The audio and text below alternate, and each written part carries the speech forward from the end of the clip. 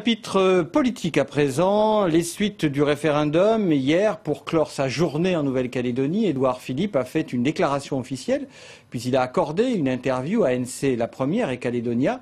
Le Premier ministre, au cours de ses interventions, a fait plusieurs annonces, et notamment la tenue d'un comité des signataires en décembre à Paris.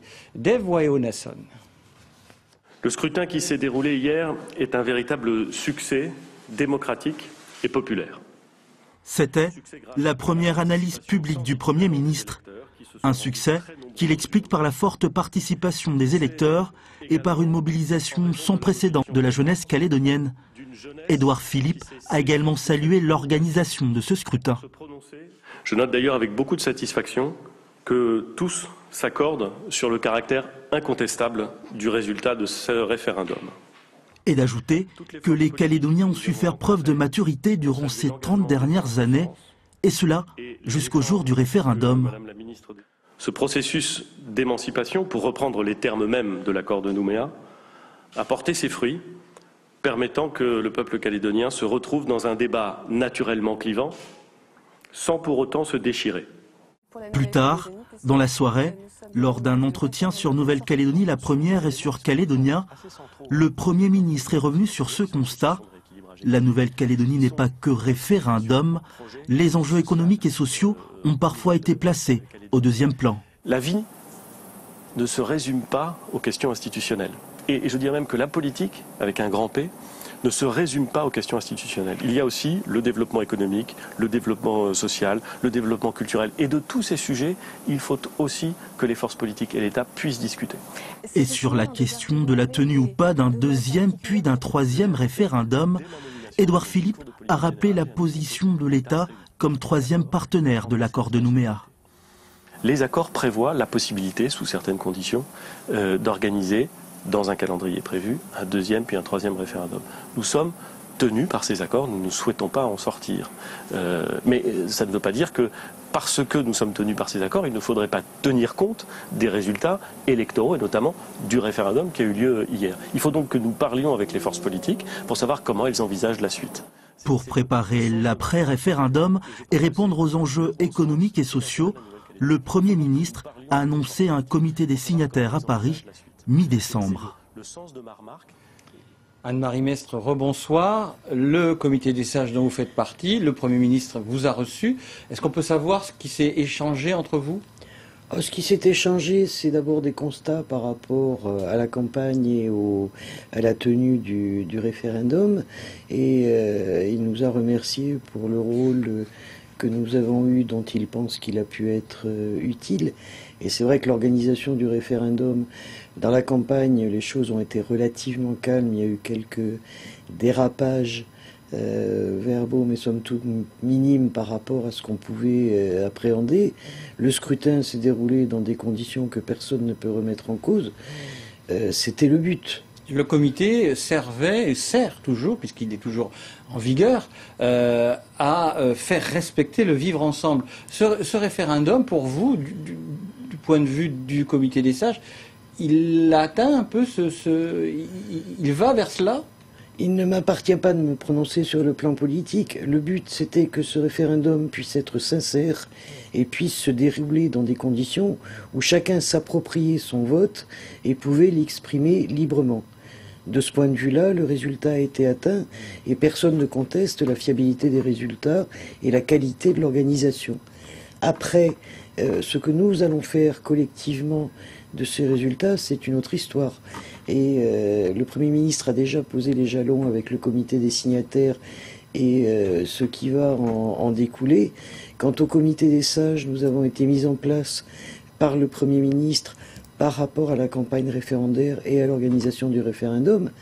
Au jour d'aujourd'hui, nous n'avons plus légitimité à exister, sauf s'il en décide autrement et s'il considère qu'il a d'autres missions pour lesquelles nous pourrions être utiles, mais ceci lui appartient.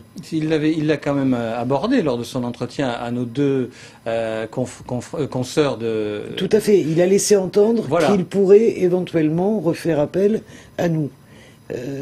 Donc c'est lui qui a la main et c'est lui qui décidera si ça présente un intérêt de nous réinstaller en nous confiant une mission ou pas.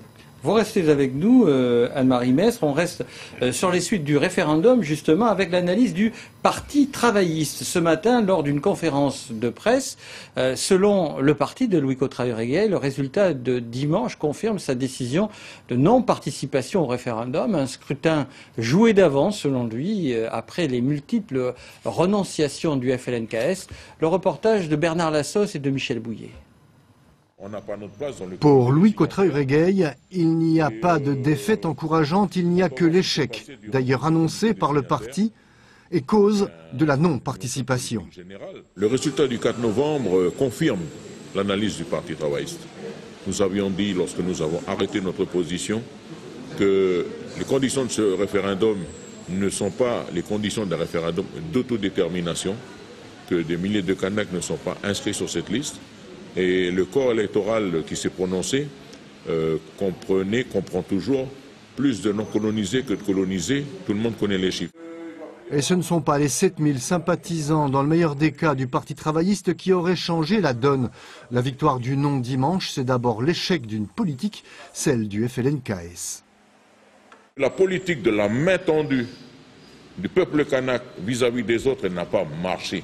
Nous, on n'essaye pas de retourner les choses pour faire croire aux militants que les choses sont positives, pour faire oublier aux militants que pendant 20 ans, on a bradé les intérêts du peuple kanak, on a ouvert le corps électoral qui était figé pour le référendum, qu'on s'est tu sur les flux migratoires, qu'on a laissé faire la discrimination anti-kanak au niveau de l'emploi, du logement, etc. L'échec du rééquilibrage. L'avenir, ce sera le congrès du parti dans 10 jours à Marais, où une synthèse complète du scrutin sera présentée, sans oublier la préparation des provinciales en 2019. Et on en vient à ces quelques couacs enregistrés ce dimanche 4 novembre, des procurations qui ne sont jamais arrivées, et des électeurs qui ont failli ne pas voter à cause de l'affluence au bureau de vote. Pour la commission de contrôle du référendum, tout s'est bien passé dans l'ensemble. Thérèse Roya et Sylvie Méhoun.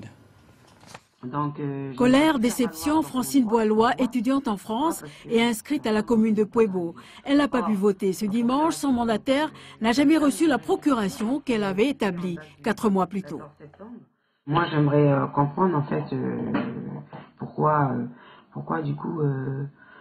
où est-ce qu'elle est passée ma procuration et pourquoi c'est pas arrivé. On a fait les choses en temps et en heure et au final on se retrouve là sans réponse à nos questions. Autre exemple, Viro Khouloué, étudiant, sa procuration il avait établie le 26 octobre. Voilà le récépissé là, il est ici avec moi. C'était juste pour signaler qu'elle n'est jamais arrivée à destination, ma procuration. En tout cas, voilà, je suis un peu déçu de savoir que mes droits en tant que citoyen calédonien n'ont pas été respectés. L'acheminement des procurations est un vrai casse-tête. 225 procurations qui ne sont pas parvenues à leur mandataire. C'est ce qu'a annoncé le président de la commission de contrôle hier lors de la proclamation officielle des résultats. Peut-être certaines procurations ont-elles été traitées pas suffisamment rapidement par certaines administrations, mais 225 sur un corps électoral de près de 175 000, ça permet quand même de relativiser le problème, même si vous avez raison, cela veut dire que des personnes ont été privées du droit de voter. Alors justement, est-ce qu'elles peuvent exercer le droit de recours auprès du juge des élections? Non, parce que ça n'aura pas de conséquences. Compte tenu de l'écart de voix entre le oui et les non, quel que soit le vote des 225 personnes, ça ne change pas le résultat. Parmi les solutions préconisées, l'acheminement des procurations par voie dématérialisée ou par mail. C'est selon le président de la commission de contrôle une souplesse reconnue par la réglementation pour que les personnes puissent exercer leur droit de vote. Anne-Marie Mestre, comment mieux gérer ces couacs, ces légers dysfonctionnements ? Je pense qu'une des solutions évoquées par M. Lamy ou par votre journaliste sur la dématérialisation des procurations peut être une option tout à fait intéressante dans la mesure où on sait le rôle enfin je tapais sur personne, que l'OPT peut aussi jouer dans la transmission des dites procurations. Et c'est vrai que c'est éminemment frustrant de faire les démarches requises pour qu'in fine le suffrage ne puisse pas être exprimé et déposé dans l'urne. Et je conçois tout à fait la colère des personnes qui ont fait les démarches et pour qui ça n'a pas marché.